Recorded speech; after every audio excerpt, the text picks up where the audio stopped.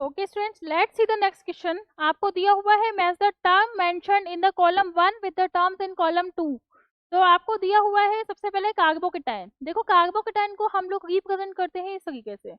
ये कार्बोकेटाइन है, मैं आपको नेक्स्ट पेज पे बता देती हूँ। इसमें फर्स्ट आपको दिया हुआ है कार्बोकेटाइन।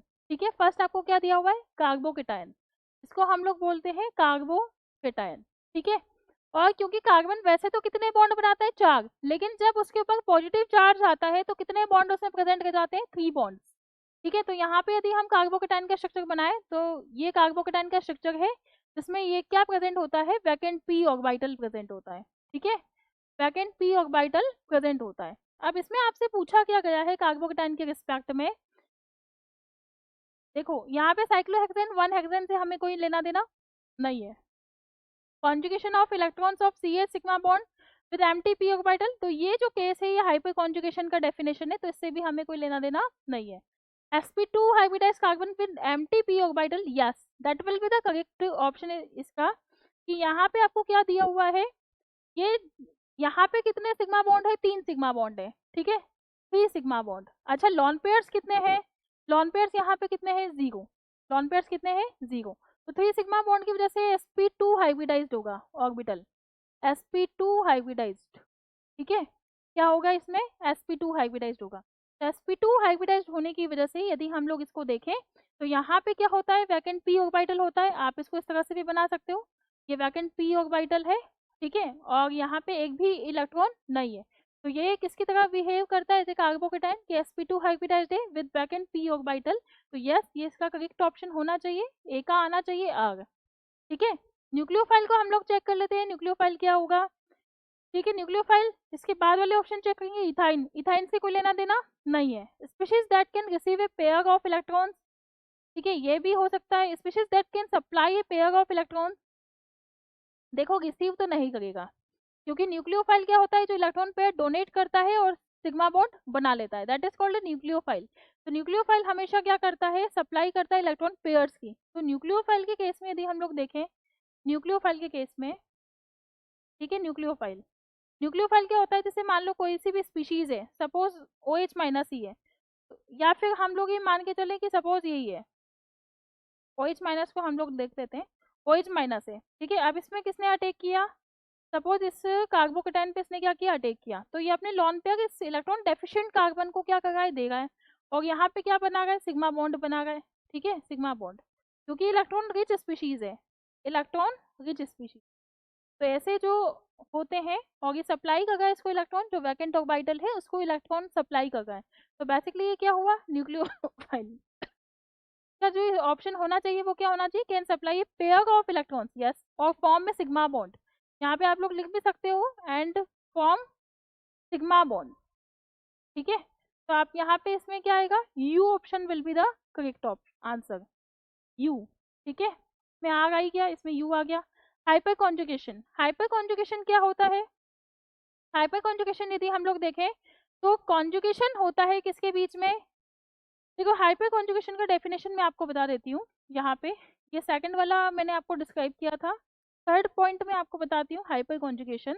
ठीक है, third point that is the hyper conjugation, hyper conjugation. और हाइपर कॉन्जुगेशन के केस में यदि हम लोग देखें तो यहाँ पे आपको क्या दिया हुआ है? एच, एच और एच। अब ये किसके बीच में हो सकता है? जो वैकेंट p ऑर्बिटल होता है, जैसे CH डबल बॉन्ड CH2। तो आप लोग यहाँ पे देख सकते हैं जो वैकेंट p ऑर्बिटल होता है ये CH2 पॉजिटिव होता है। ठीक है, मतलब कार्बोकेटाइन। तो यहाँ से सिग्मा किसकी तरफ जाएगा? जहाँ पे वैकेंट p ऑर्बिटल होगा। ठीक है, या फिर ये किसकी तरफ मूव करता है? CH डबल बॉन्ड CH2, पाई एंटी बॉन्डिंग की तरफ। तो सिग्मा कंप्लीट ट्रांसफर होता है। ठीक है, इसमें तो यहाँ पे जो स्ट्रक्चर बनना चाहिए वो इस तरह से बनता है, H प्लस, यहाँ पे आएगा H, यहाँ पे आएगा H डबल बॉन्ड CH, और ये इसमें कन्वर्ट हो जाता है तो यहाँ पे आ जाएगा CH2 नेगेटिव चार्ज। ठीक है, तो या तो पाई एंटी बॉन्डिंग में जाएगा, या फिर सिग्मा ट्रांसफर होता है किसमें? वैकेंट p ऑर्बिटल में। तो इसमें जो आंसर आना चाहिए हाइपर कॉन्जुगेशन के लिए दिया हुआ है आपको कि conjugation of electrons CH sigma bond with the empty p orbital present at adjacent position positively charge carbon. देखिए आप यहाँ पे क्या दिया हुआ है? एडजेसेंट पोजीशन दिया हुआ है। ठीक है, अब इसके पास वाला जो कार्बन है that is the sp3। Okay, ये वाला जो सिग्मा है हाइड्रोजन का हाइब्रिडेशन होता, हाइड्रोजन को हम लोग मानते हैं 1s ऑर्बिटल, ठीक है। तो ये वाला जो सिग्मा है इसको हम लोग बोलते हैं sp3 1s sigma, sp3 1s sigma. और इस sp3 1s सिग्मा से किस में जा रहा है, वैकेंट p ऑर्बिटल में जा रहा है, वैकेंट p ऑर्बिटल, ठीक है। किसमें जा रहा है, वैकेंट p ऑर्बिटल में जा रहा है। तो हम लोग यहाँ पे देख सकते हैं इसमें क्या आंसर आएगा, इसका वैकेंट p ऑर्बिटल में जा रहा है। तो हाइपर कॉन्जुगेशन में वैल्यू आनी चाहिए q, क्या आना चाहिए q।